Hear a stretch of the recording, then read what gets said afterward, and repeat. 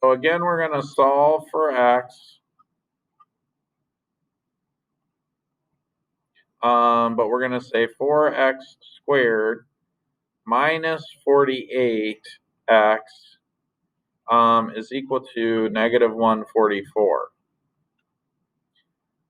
So I'm going to subtract, or I'm going to add 144 to both sides because it's got to be set equal to 0.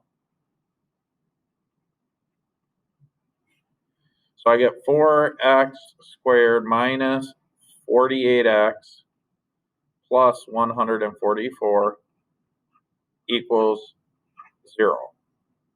Now, one thing I could do is I could divide a 4, because I know that all of these are divisible by 4. So this divided by 4, this divided by 4, and I could do that so long as I do it to every term. So that means my next line would be x squared minus 48 divided by 4 is 12. Right? And then, man, that's a big number. 48, I know it goes into it, but let's see.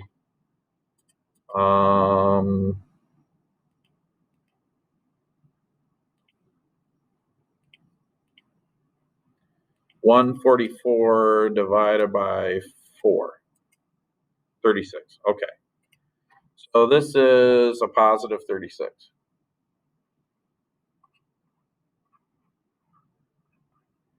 Equals 0. Well, I already know that it's probably going to be negative 6 and 6, right?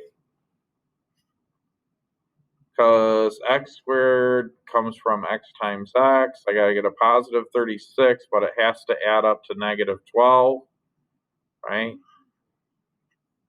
So this plus this has to add up to negative 12x. So I put a negative 6 here and a negative 6 here. Negative 6 times negative 6 is a positive 36. But negative 6 times x and negative 6 times x gives me a negative 6x and a negative 6x. They add up to negative 12. So then I get negative x times negative 6 times the quantity x times negative 6 equals 0. X minus 6 has to equal 0, or x equals 6. Ta-da! And that is it.